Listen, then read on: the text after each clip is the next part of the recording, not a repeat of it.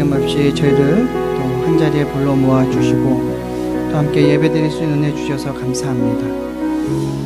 우리에게 닥친 지금의 위기를 지혜롭게 잘 이겨나갈 수 있는 하나님 믿음을 허락하여 주시옵소서. 모든 것이 다 주님의 것임을 믿음으로 고백하는 시간 되게 하여 주시고 오늘 예배가 감사함으로 드려줄 수 있는 귀한 예배 될 수 있도록 우리의 마음을 인도하여 주시옵소서. 오늘도 우리를 구원하신 주님을 이 시간에 예배합니다. 찬양합니다. 기도합니다. 하나님께서 기뻐 받아주시고 하나님이 원하시고 하나님의 뜻이 이루어지는 귀한 시간 될 수 있도록 인도하여 주시옵소서. 이 시간을 기억하고 영상으로 또 현장에서 함께 드려지는 이 예배를 하나님 기뻐 받아 주시옵소서. 그리고 우리의 마음을 주님 받아 주시옵소서. 감사드리며 살아계신 예수님의 이름으로 기도합니다. 아멘. 아멘. 우리 기쁜 마음으로 즐겁게 박수치면서 우리 찬양 드리겠습니다.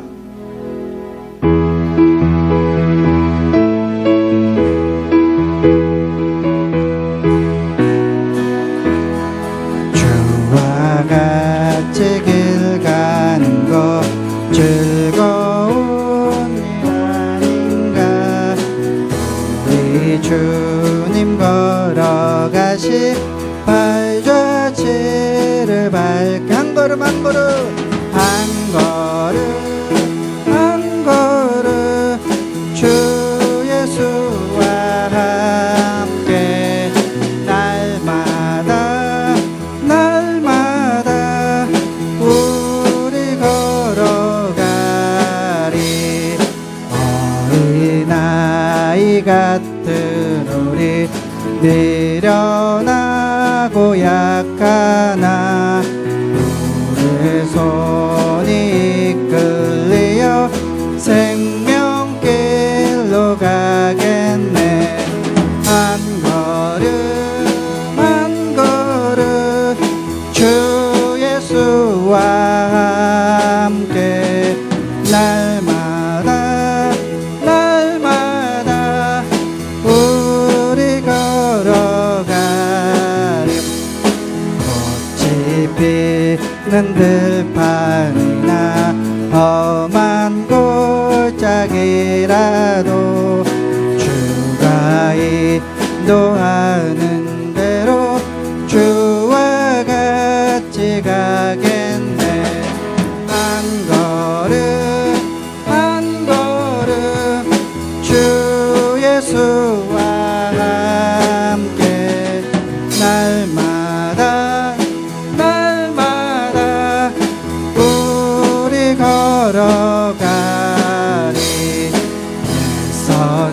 선지자의 노같이 우리들도 천국에 들려 올라갈 때까지 주와 함께 걷겠네. 한 걸음 한 걸음 주 예수와 함께 날마다 날마다 우리 걸어 한 걸음 한 걸음 한 걸음 한 걸음 주 예수와 함께 날마다 날마다 우리 걸어가리. 한 걸음 한 걸음 주 예수와 함께 날마다 날마다 우리 걸어가. 아멘. 지극히 높은 주님의 낮이 성소로 들어갑니다. 세상의 신을 벗고서 주 보좌 앞에 엎드리니 내 주를 향한 사랑과 그 신뢰가 사그러져 갈 때 하늘로부터 이곳에 장막이 덮이네. 이곳을 덮으소서. 이곳을 덮으소서. 이곳을 비춰주시옵소서. 이곳을 비추소서. 내 안에 무너졌던 모든 소망 다 회복하리니 이곳을 지나주시옵소서. 이곳을 지나소서. 이곳을 만지소서. 내 안에 죽어가는 모든 예배 나가나리라. 이곳을 덮어주시옵소서. 이곳을 덮으소서. 이곳을 비추소서. 내 안에 무너졌던 모든 소망 다 회복하리니 아멘. 이곳을 지나소서. 이곳을 만지소서. 내 안에 죽어가는 모든 예배 다 살아나리라. 이곳을 지나소서. 이곳을 지나소서. 이곳을 만지소서. 내 안에 죽어가는 모든 예배 다 살아나리라. 아멘. 이 시간에 함께 기도합니다. 우리가 주님과 같이 가는 길이 아무리 힘들고 어렵다 하더라도 주님께서 이끌어 주시면 우리가 능히 감당할 수 있음을 아버지 이 시간에 고백하게 하여 주시옵소서. 그러기에 우리가 이 예배 가운데 하나님의 주님의 임재가 하나님 이곳에 덮으시고 하나님 우리의 마음을 만져주시고 하나님 이곳에 비춰주셔서 내 안에 죽어가는 그 믿음이 다시금 아버지여 생겨날 수 있도록 다시 일으켜 세워질 수 있도록 그것을 위해서 함께 기도하며 나아갑니다. 함께 기도하시겠습니다. 살아계신 하나님 아버지 감사합니다. 이 시간 우리의 마음을 다해 주님 앞에 나아갑니다. 주님 아버지 이 시간에 우리가 드려지는 예배를 통해서 다시 한번 우리의 마음이 회복되게 해 주시옵소서. 예배가 회복되는 역사가 일어나게 하여 주시옵소서. 온전히 주님만 드러낼 수 있는 그 시간 될 수 있도록 주님만 높여드리는 시간 될 수 있도록 인도하여 주시옵소서.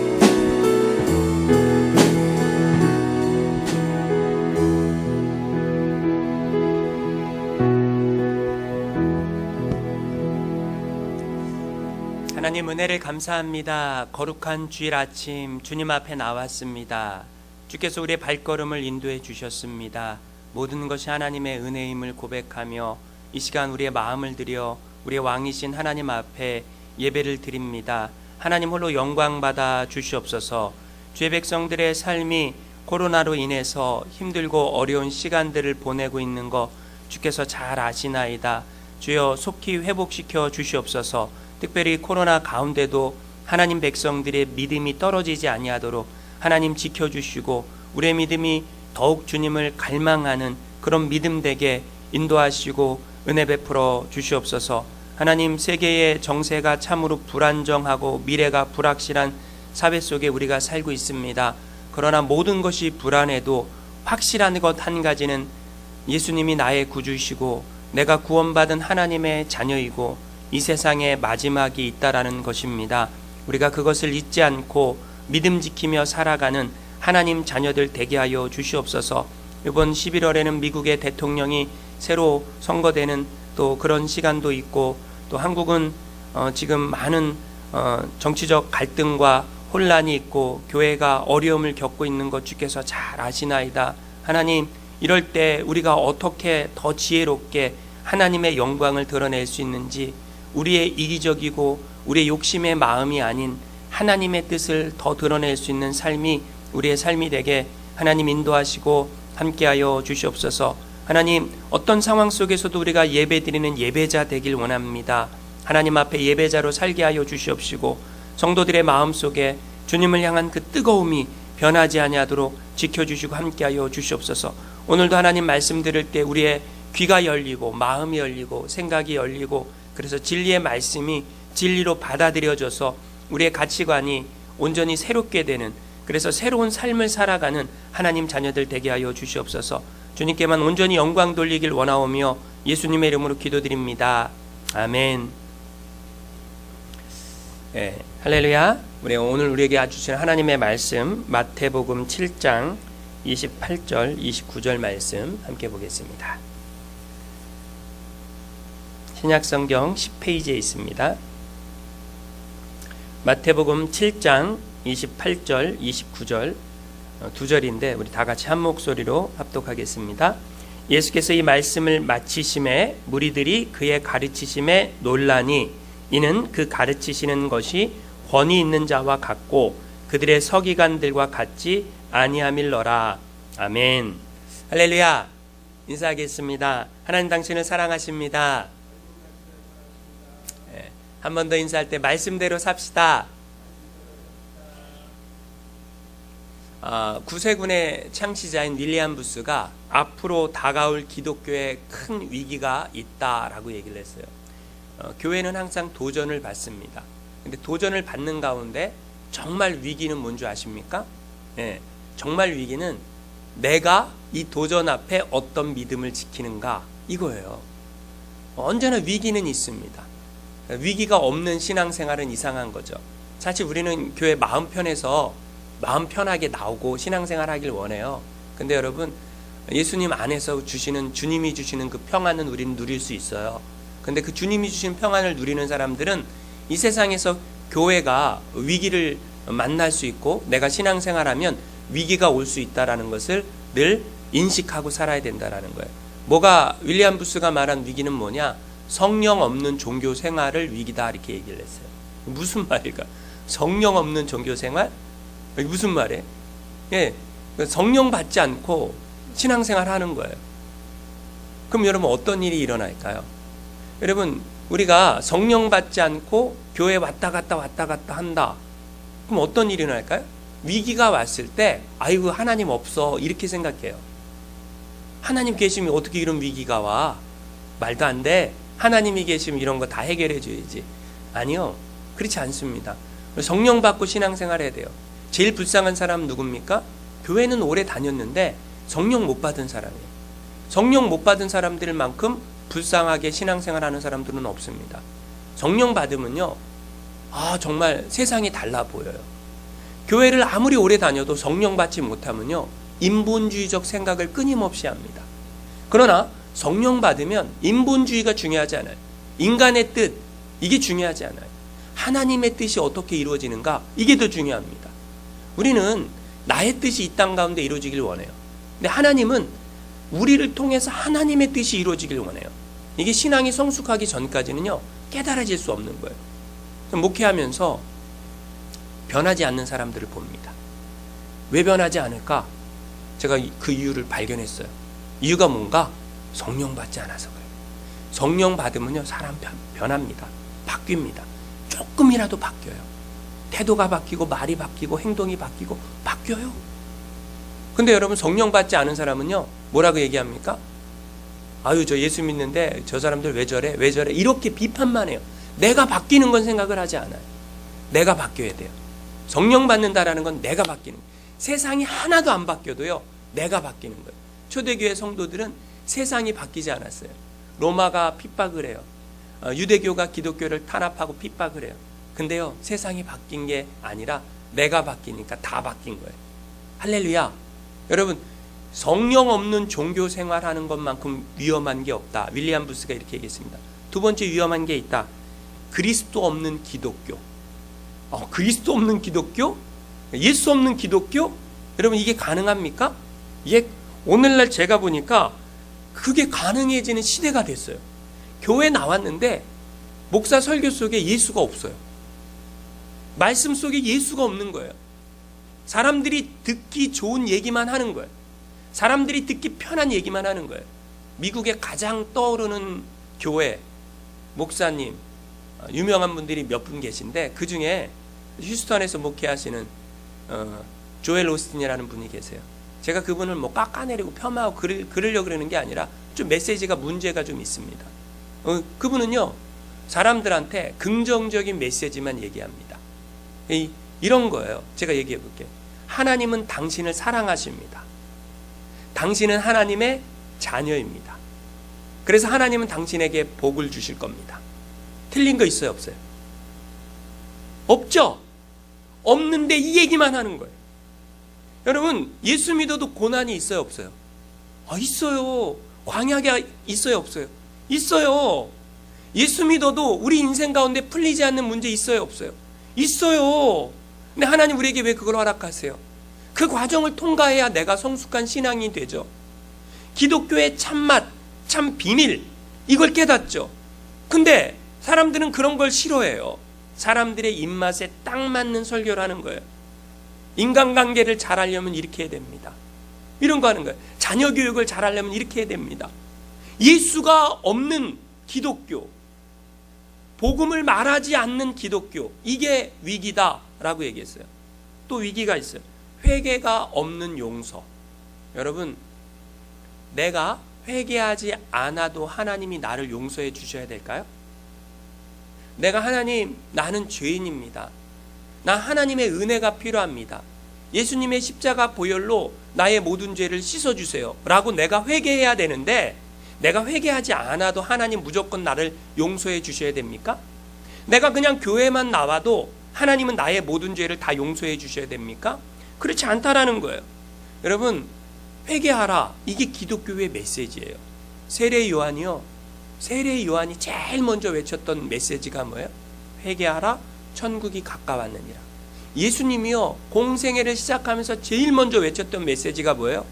회개하라, 천국이 가까웠느니라. 베드로가 성령 받고 제일 먼저 했던 얘기가 뭐예요? 회개하고 죄사함을 받으라. 예수 그리스도를 구주로 영접해라. 기독교는요, 끊임없이 우리를 향해서 회개하라, 회개하라, 회개하라 라고 외치고 있어요. 근데 사람들은요, 그 말을 듣기 싫어요. 내가 무슨 큰 죄를 졌다고. 진짜 큰 죄를 지은 사람들은 정치인이고, 진짜 큰 죄를 지은 사람들은 감옥에 갇혀 있는데 내가 무슨 큰 죄인이라고 이렇게 얘기하지 않습니까? 이건 뭐예요? 아직 하나님을 못 만난 사람들이 하나님 앞에 서면 내가 얼마나 큰 죄인인지, 왜 예수님께서 회개하라고 말씀하셨는지 깨닫게 돼요. 근데 여러분, 회개 없는 용서? 그런 구원은 없습니다. 그런 하나님은 안 계시다라는 거예요. 하나님은 우리가 회개하기를 원하세요. 근데 이 회개도 내가 내 자의적으로 하는 회개가 아니에요. 성령이 우리 가운데 임해야 내가 죄인임이 깊이 깨달아져요. 그러니까 성령이 임하기 전에는요, 제가 이런 설교를 해도 여러분이 무슨 말인지 이해가 안 되는 거예요. 내가 무슨 도둑질을 했나? 내가 무슨 강도짓을 했나? 내가 무슨 사기를 쳤나? 내가 무슨 큰 죄를 졌다? 이게 이해가 안 되는 거예요. 근데 성령이 임하면요, 내 죄들이 다 깨달아져요. 내가 얼마나 큰 죄인인가, 내가 하나님 앞에서 얼마나 큰 죄인인가가 깨달아지니까 뭐예요? 저절로 눈물이 나고 회개가 나고 회개가 되는 거죠. 그게 은혜라는 거예요. 또 위기가 있습니다. 중생 없는 구원을 말하는 게 위기다. 중생 없는 구원이 뭐예요? 거듭남의 경험을 하지 않았는데 구원받았다라고 얘기하는 거예요. 무슨 말입니까? 제가 몇 번 얘기했지만 사형리를 가지고 하나님 당신을 사랑하십니다. 그러나 인간은 타락했습니다. 당신에게는 복음이 필요합니다. 예수님을 구주로 영접하시겠습니까? 그러면 저의 기도를 따라 하십시오. 예수님을 구주로 영접하는 기도를 따라 했어요. 나의 예수님을 나의 구주로 영접합니다. 당신은 구원받았습니다. 이렇게 얘기해 주는 거예요. 그러면 나 구원받은 줄을 착각해요.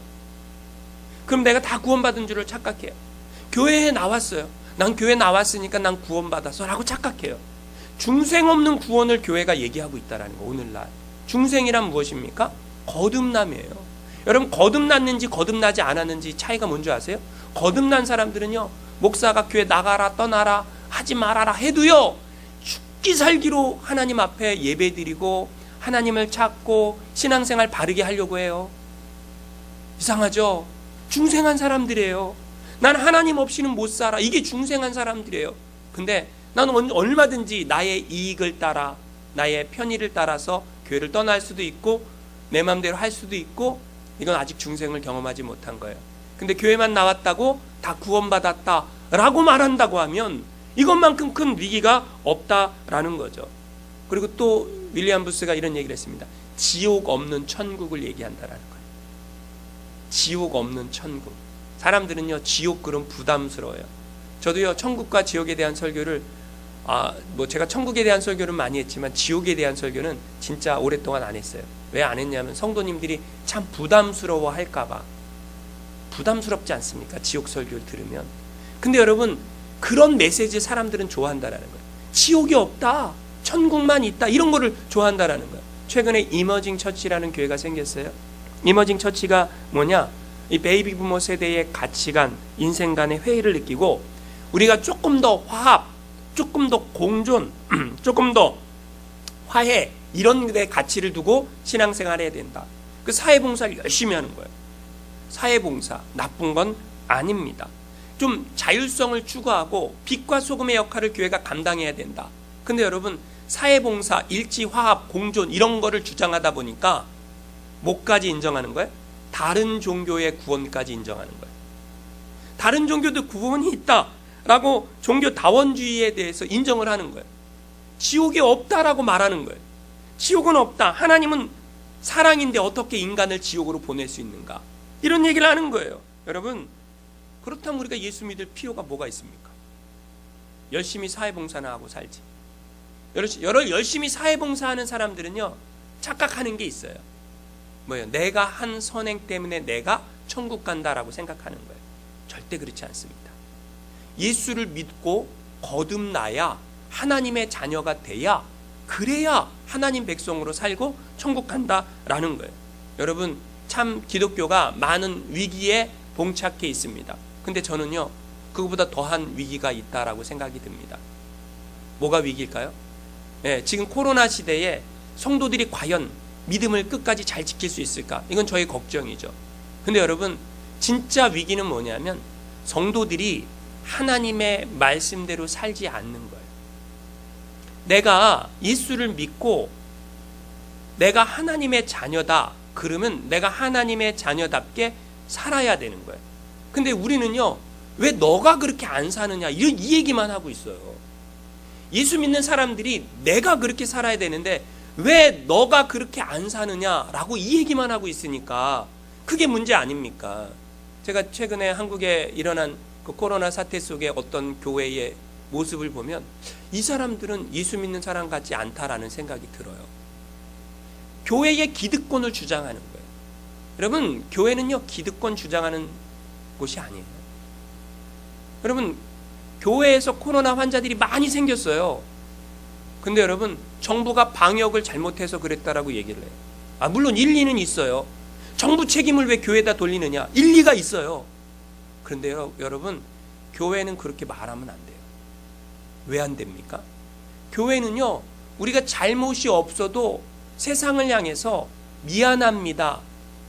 교회가 잘못했습니다. 교회가 우리가 여러분들에게 큰 피해를 줬습니다. 더 각성하고 회개하고 자중하고 하겠습니다. 이렇게 말해야 돼요. 여러분, 로마가 기독교를 핍박할 때 기독교인들이 로마에 대항했습니까? 아니에요. 그냥 로마의 원형 경기장에서 사자밥이 됐어요. 기도하면서 순교했어요.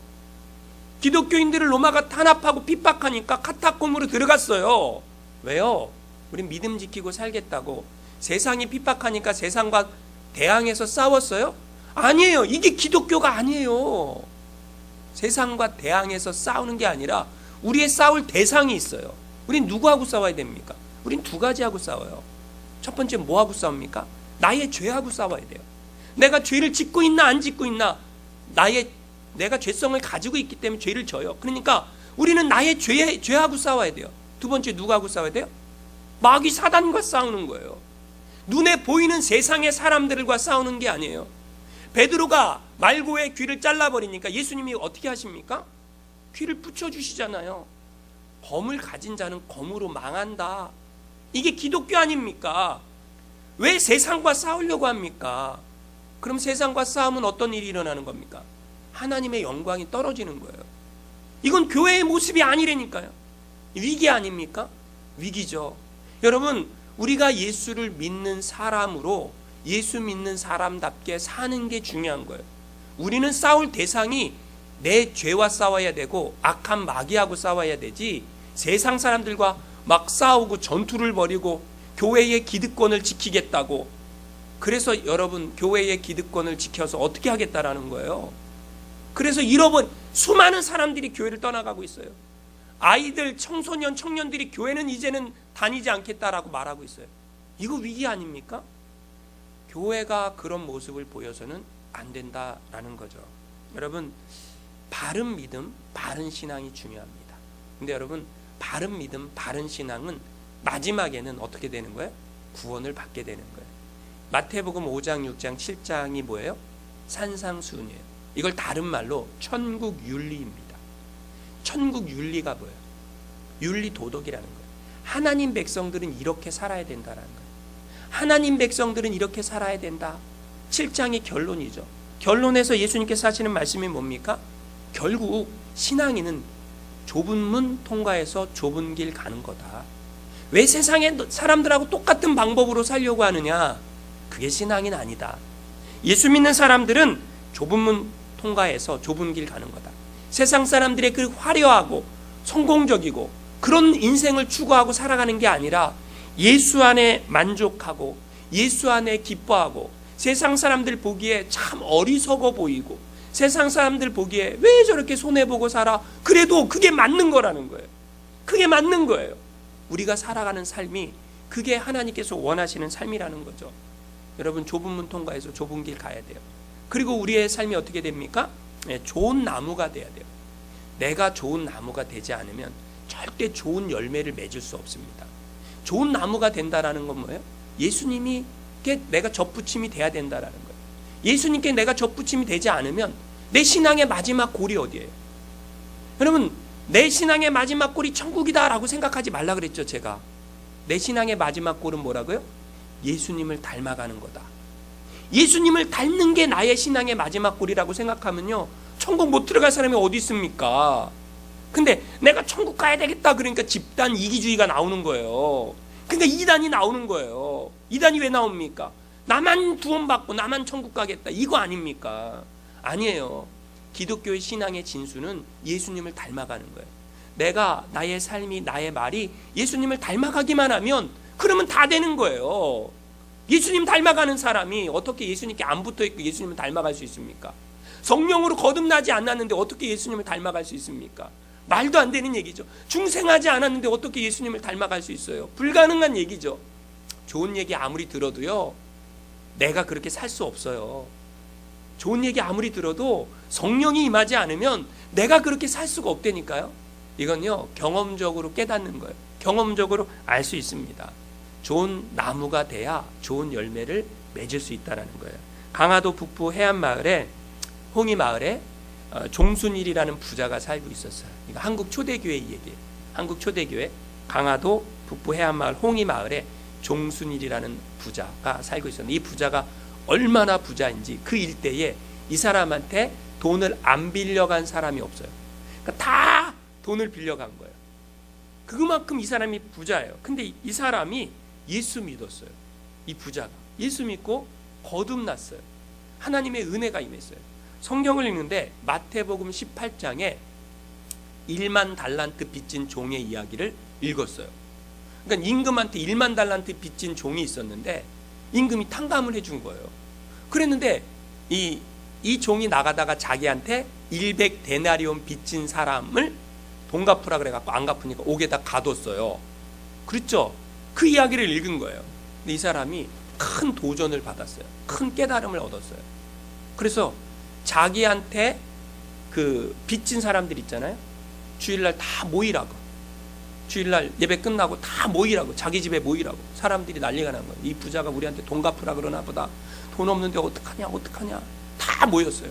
다 모였는데 그 마을 사람들, 자기한테 빚진 사람들 다 모아놓고 이 사람이 성경책 마태복음 18장 1만 달란트 빚진 종의 이야기를 쫙 읽어주는 거예요. 그럼 이렇게 얘기합니다. 나는 이 종과 같습니다. 나는 예수님 믿고 예수님이 나의 모든 1만 달란트의 죄를 다 용서해 주시고 탕감해 주셨는데 저는 여러분이 저한테 빌려간 돈을 다 받으려고 했습니다. 그러면서 이제 여러분 저한테 빌려간 돈 하나도 안 갚아도 됩니다. 차용증서를 다 가지고 와갖고 그 자리에서 불태워버렸어요. 근데 그 자리에 누가 있었냐면 그 교회 전도사님이 보는 앞에서. 할렐루야! 여러분, 그 빚진 사람들이 그 사람의 행동을 보고 어떻게 했을까요? 너무 감동을 받았어요. 마을 사람들 전체가 다 감동을 받았어요. 그 자리에 나온 사람들이 다 그 다음 주에 뭐 했을까요? 교회 갔어요. 그 자리에 나온 사람들이 다 교회로 갔어요. 왜 갔을까요? 예수 믿는 게 이런 거구나. 예수 믿는 게 어떤 거예요? 이런 거예요. 예수 믿는 사람의 모습은 이런 거예요. 이 부자가 또 성경을 읽다가 은혜를 받았어요. 마태복음 19장에 내 모든 재산을 팔아 가난한 자들에게 나눠주고 너는 나를 따르라. 이 말씀에 은혜를 받아갖고 자기 재산을 팔아서 가난한 사람들한테 다 나눠줬어요. 교회다가 헌금도 하고 가난한 사람들한테 다 나눠주고 이 사람이 훗날 강화도 남쪽 주문진 진촌교회를 섬겼는데 얼마나 열심히 전도를 했는지 그 지역이 181세대가 살고 있었는데 그 중에 134세대가 예수를 믿게 됐어요. 이 사람이 전도해서 75%를 전도한 거예요. 한 사람이, 부자 한 사람이. 여러분, 예수를 믿는다라는 건 뭡니까? 내가 바뀌는 거예요. 진짜 예수의 가르침대로 살아가는 거예요. 내가 좋은 나무가 되는 거예요. 그래야 좋은 열매를 맺을 수 있지 않습니까? 오늘날 한국 교회를 보니까 이런 모습이 없어요. 그러니까 집단 이기주의적인 교회 다니는 사람들이 어떻게 보여요? 정말 이기적이구나 라는 모습으로 사람들의 눈에 보일 수밖에 없다라는 거예요. 그래서 하나님의 영광이 드러납니까? 전도의 문이 막히고 있다라는 거죠. 여러분, 우리가 깨달아야 돼요. 우리가 회개해야 됩니다. 우리가 세상 앞에 사과해야 돼요. 그게 교회가 가져야 될 모습이라는 거예요. 예수님이 마태복음 7장에 뭐라고 말씀하십니까? 주여 주여 하지 말고 아버지의 뜻대로 행하라. 입술로만 주여 주여 부른다고 그것이 진짜 신앙인이냐? 아버지의 뜻대로 행하는 자라야 뭐예요? 진짜 신앙입니다. 구원을 받는다. 이렇게 말하고 있지 않습니까? 황해도 재령에 존경받는 정찬유 장로님이 계셨어요. 정말 존경받는 장로님이에요. 근데 원래 이 장로님은요, 장로가 됐는데 학교 앞에서 문방구를 운영을 했어요. 근데 그렇게 존경받기 전에 문방구를 운영하는데 문방구가 너무 안 되는 거예요. 생계가 어려울 정도로 안 되는 거예요. 그래서요, 11조를 안 했어요. 11조를 안 하고 간신히 근근히 먹고 사는데 너무 힘드니까. 근데 어느 날 이 장로님이 성경을 읽다 깨달았어요. 뭘 깨달았냐? 어차피 11조를 내도 가난하고 11조를 안 내도 가난하고 그럴 바엔 차라리 믿음 지키며 살자. 대단한 결정이죠. 어차피 가난하고 어차피 어려울 거 그냥 11조 내고 믿음 지키며 사는 게 낫지 않나 라는 결단을 장로님이 도전을 받아서 결단을 했어요. 근데 여러분, 이상한 일이 일어났어요. 장로님이 내가 죽더라도 11조는 내고 죽어야지 이렇게 결정하고 난 이후에 조금씩 형편이 나아지기 시작했어요. 그래서 장로님이요, 문방구 그만두고 건축 자재 상회를 열었어요. 건축 자재 상회를 열었는데 이 갑자기 건축 붐이 일어나면서 장사가 너무너무 잘 되는 거예요. 사람들이 자기 집 옛날 집을 다 뜯어 고치고 신식집으로 고치려고 하면서 너무너무 장사가 잘 돼갖고 막 떼돈이 벌린 거예요. 자기 집 뒷마당에 그냥 엄청난 자재들이 쌓이고 장로님도 너무 기분이 좋았어요. 이렇게 돈이 많이 벌릴 줄이야 몰랐어요. 그래갖고 야, 나도 이제 우리 돈 많이 벌었으니까 우리 집 새 집으로, 현대식 집으로 건축해야지 라고 생각을 했어요. 그리고 지려고 딱 생각하는데 하나님이 나는 그러는 거예요. 그래서 장로님이 자기 집 지려다가 아유 내가 우리 집 먼저 질 게 아니라 예배당 다 허름한데 예배당 먼저 져야 되겠다 이런 마음이 들었어요. 예배당 지으려고 땅을 3만 평을 샀어요. 그리고 건축 자재를 하니까 자기 자재로 갖다 예배당을 다 멋들어지게 딱 졌습니다. 얼마나 성도들이 기쁘고 장로님도 기뻤겠어요. 근데 그 예배당이 세워진데 머릿돌에다가 목사님이 너무 좋아갖고 정찬유 장로 기념 예배당이라고 썼어요. 근데 그 다음 주일부터 이 장로님이 교회 안 나오는 거예요. 어디 갔나 그랬더니 다른 교회 나가시고 계신 거예요. 그래갖고 장로님을 찾아갔어요. 아니 장로님 무슨 섭섭한 일이 있으시냐고, 왜 교회 안 나오시냐고. 그랬더니 장로님이 이렇게 얘기합니다. 제가 지금까지 동부교회를 출석한 것은 그 교회의 주인이 예수님이었는데 주인이 바뀌었습니다. 그럼 난 못 나갑니다. 예수님이 주인이 아닌 교회 나는 못 나갑니다. 무슨 말인지 아세요? 내 이름 빼라는 거예요. 내 이름 지우라는 거예요. 내가 하나님 앞에 한 것이고 하나님이 나에게 은혜를 주셔서 한 것인데 하나님의 축복의 통로인데 왜 자꾸 인간의 이름을 드러내려고 하느냐. 내 이름 빼라. 그제서야 목사님과 다른 성도님들이 깨닫고 그걸 다 없애버렸어요. 그랬더니 장로님이 교회에 출석했다라는 얘기입니다. 여러분, 우리가 예수 믿고 거듭났어요. 하나님의 자녀가 됐어요. 주여 주여 입술로만 주님을 찾는다? 이거 아니에요. 그럼 뭐예요? 나의 행실이, 나의 행동이 하나님의 영광을 드러내는 것이 되지 않으면 곤란하다라는 거예요. 예수님 말씀 결론은 뭐예요? 하나님의 말씀을 듣고 행하는 자는 반석 위에 집을 지은 사람 같고 하나님 말씀을 듣고 행하지 않는 사람은 모래 위에 집을 지은 사람 같다. 이거예요.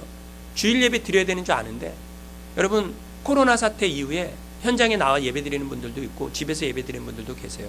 그건 이제 자기 형편에 따라 그렇게 드릴 수 있어요. 근데 여러분, 어떤 목사님이 그런 얘기를 하더라고요. 어떤 교회에서, 한국에 있는 어떤 교회에서 어떤 성도님이 그런 얘기를 했대요. 그 목사님한테. 처음 예배 드릴 때는 교회에서 나와서 예배 드리는 것처럼 옷도 단정히 입고 화장도 하고 뭐예요? 그렇게 정성스럽게 의자에 앉아서 예배를 드렸는데 그냥 이게 조금 지나다 보니까 나도 모르게 옷도 잠옷 차림에 밥 먹으면서 뭐 TV 보면서, TV는 안 보겠죠. 게임하면서 아이들은 그냥 좀 예배가 어떻게 됐다라는 거예요. 현장에 나와서 드리는 예배처럼 드리지 않게 되는 모습이 있었다고 그렇게 자기 담임 목사님한테 고백했다라는 거예요. 한국의 교회에서, 많은 교회에서. 여러분, 우리가 신앙의 자세를 어떻게 가져야 됩니까? 여러분, 내가 알아요. 내가 지식으로 알아요. 근데 내가 지식으로 아는 것이 나의 신앙입니까? 한 생각해 보세요. 내가 지식으로 아는 게 나의 신앙이에요? 주일 예배 드려야 되는 줄 알아요. 근데 그게 나의 신앙입니까? 내가 주일 예배 드려야 되는 줄 알면 나와서 예배 드려야? 아니면 집에서 인터넷 예배 드리면 그 예배를 현장에서 드리는 것처럼 드려야 그게 나의 신앙이에요. 기도해야 되는 줄 알아요. 근데 기도하지 않으면 내 신앙 아니에요. 기도하면 내 신앙이에요. 헌금해야 되는지 알아요. 근데 내가 그거 하지 않으면 내 신앙 아니에요. 하면 내 신앙이에요. 봉사해야 되는지 알아요. 근데 내가 하지 않으면 내 신앙 아니에요. 내가 삶으로 사는 것만 내 신앙이에요. 사람들이 이걸 잊어버렸어요. 잊어버리니까 신앙의 변질, 타락이 이루어지고 오늘날 많은 교회에서 지식적인 예수를 가리키고 지식적인 예수가 마치 나의 신앙인 것처럼 생각하는 이상한 일들이 일어나게 됐다라는 거죠. 우리의 신앙의 선배들은 그렇게 살지 않았다라는 거예요. 진짜 거듭난 사람들은 그렇게 절대 살 수가 없었다라는 거예요. 주기철 목사님이 일본에 잡혀갖고 신사참배 거부하다가 굉장히 어려움 겪지 않았습니까? 그럼 여러분, 주기철 목사님이 옥고를 치를 때 주기철 목사님 가정은 누가 돌봤을까요? 목사님 감옥에 갇혀 있어요. 그럼 목사님 사례비 줘야 됩니까? 안 줘야 됩니까? 감옥에 있어요. 목회 못해. 줘야 됩니까? 안 줘야 됩니까? 그 책임진 장로님들이 계세요. 왜요? 우리 목사님이 지금 신사참배 거부하고 신앙 지키려다가 지금 옥중에 있는데 목사님 가족 생계를 책임져야 될 거 아니에요. 그 교회 장로님들, 특별히 그 교회 유계준 장로님이라는 분이 계셨어요. 유계준 장로님. 그분이 목사님 가정을 잘 돌보고 책임을 졌어요. 근데 여러분, 하나님께서 그 유계준 장로님 가정에 말로 다 할 수 없는 복을 주셨어요. 장로님이 팔남매를 뒀는데 그 팔남매한테 유언을 남겼어요. 뭐라고 유언을 남겼냐면, 종합병원을 세워서 동포들에게 봉사하라. 그러니까 많이 의사들이 되고 훌륭한 사람이 돼갖고 동포들한테 봉사하는 사람이 돼야 된다. 이 장로님은 그 공산당이 핍박할 때 가족들을 다 월남시켰어요. 그리고 장로님은 교회 남아서 교회를 지키다가 순교하셨어요. 근데 이 유계준 장로님의 팔남매가 어떤 복을 받았는지 아십니까? 첫째, 유기현 장로는 국립의료원장을 지냈어요. 둘째, 유기영 장로는 부산의대 교수가 됐어요. 셋째, 유기선은 의사가 됐고, 넷째, 유기천 장로는 서울대 총장이 됐고, 다섯째, 유기진 장로는 장기려 박사와 함께 평양기독병원에서 외과 의사로 활동했고, 월남전 마치고 미국 시카고에 가서 시카고 장로교회를 세웠어요. 여섯째, 유기묵 장로도 의사가 됐고, 장녀 유기옥은 누가의료원 원장이 됐고, 차녀 유기숙은 약사인데 숭실대 총장을 지냈어요. 놀랍지 않습니까? 종합병원 세워갖고 동포에게 봉사하라 했더니 팔남매 중에 거의 대부분이 다 의사가 되거나 병원 원장이 되거나, 그래서 정말 하나님 앞에 훌륭하게 쓰임받는 믿음의 사람이 됐다라는 거예요. 하나님은요, 복을 주세요. 근데 내가 잠깐 잘한다고 복 주시는 게 아니에요. 끝까지 꾸준히 잘해야 돼요. 믿음으로 잘해야 돼요. 하나님 앞에. 한 번, 두 번 잘하는 건 누구나 잘할 수 있어요. 그러나 끝까지 하는 것, 그 끝까지 하는 것을 성경에서 뭐라 그러는 줄 아세요? 잘 모르시죠? 그걸 충성이라고 합니다. 충성. 내가 내 믿음을 끝까지 지키면서 하나님 앞에 헌신하는 그 자세를 충성이라고 말한다라는 거예요.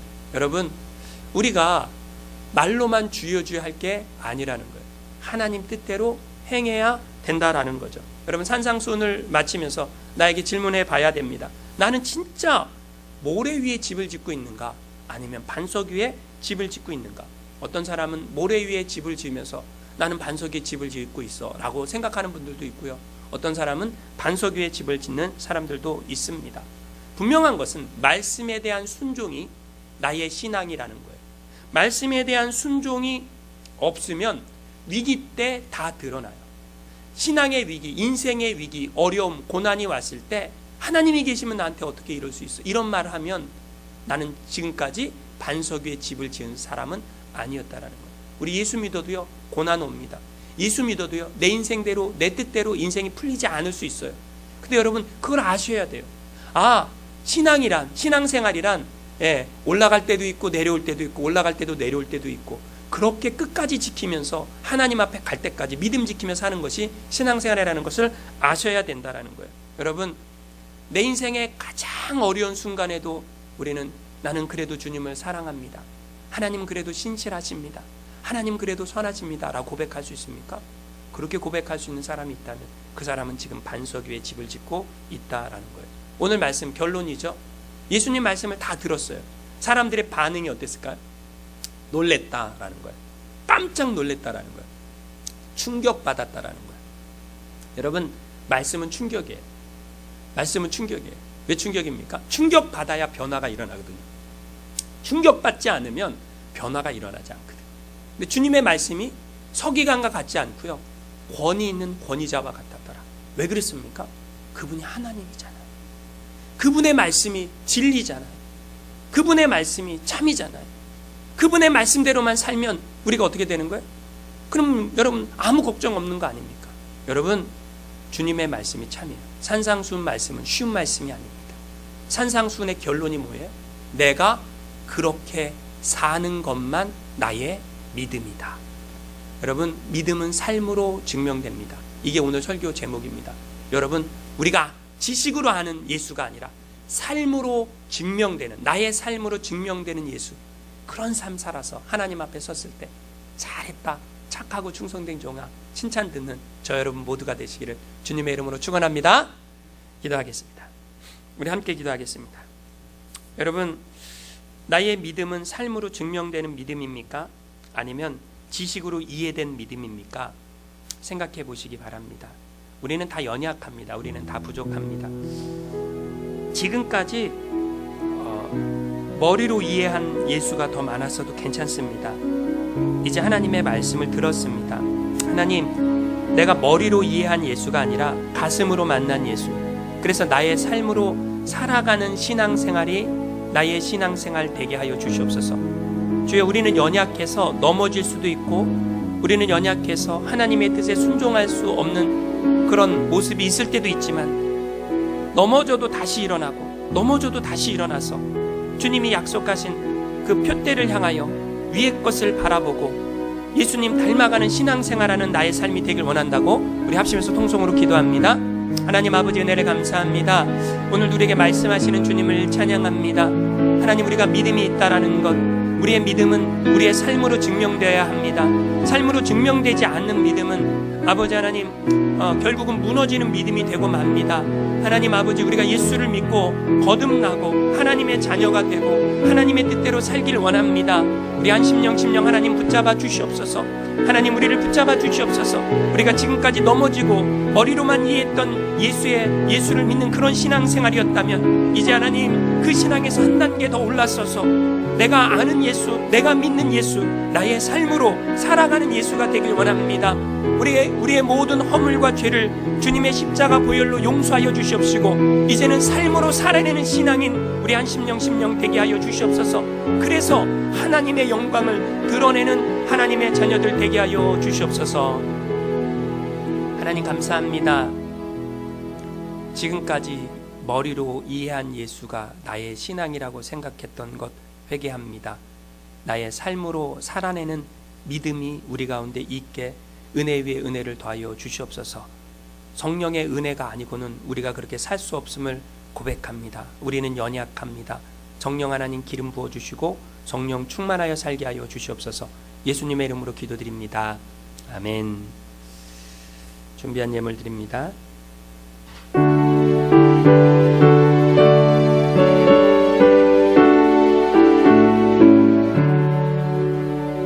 내게 있는 모든 것을 아낌없이 드리네.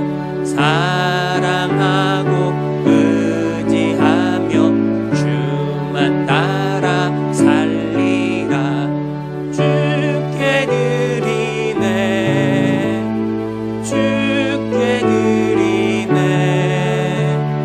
사랑하는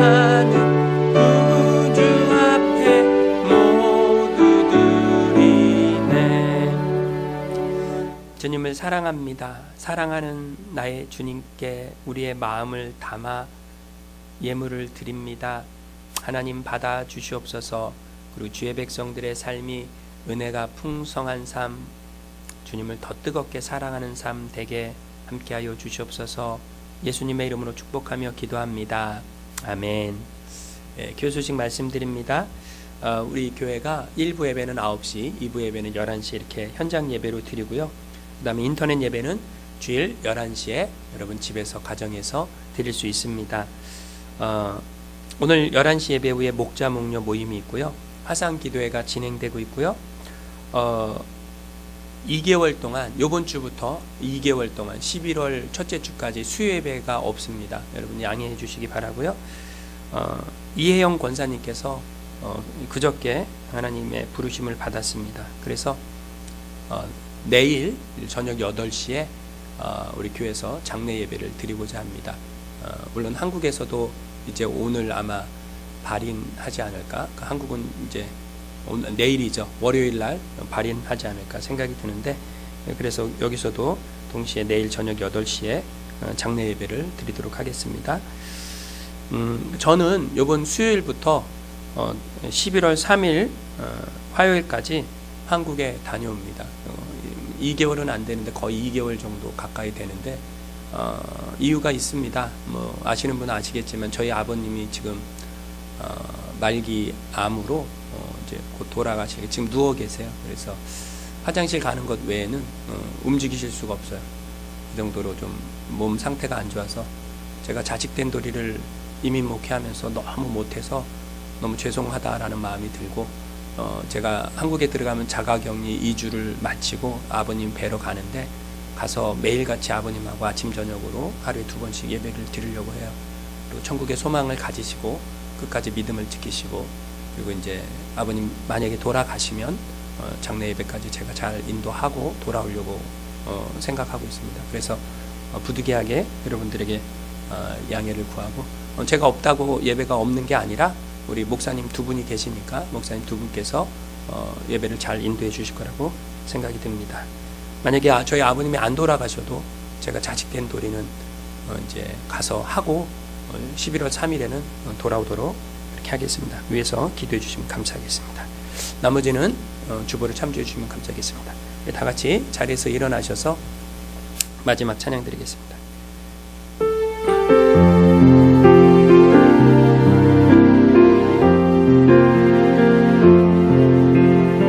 이 세상을 살아가는 동안에 나의 힘은 의지할 수 없으니 기도하고 낙심하지 말 것은 주께서 참 소망이 되심이라. 하나님의 금이 나의 비전이 되고 예수님의 성품이 나의 인격이 되고 성령님의 권능이 나의 능력이 되길 원하고 바라고 기도합니다. 이제는 우리 주 예수 그리스도의 은혜와 아버지 하나님의 무한하신 사랑과 성령님의 감화, 감동, 교통, 위로, 내주 충만케 하심이 하나님 앞에 나와 예배드리며 하나님을 향한 그 믿음 지키며 삶으로 살겠습니다 다짐하며 돌아가는 우리 한마음교회 성도님 한 사람 한 사람 머리 위에, 저들의 가정, 직장, 사업, 일터 위에, 교회와 민족 위에 이제부터 영원토록 함께 하시기를 간절히 축원하옵나이다. 아멘.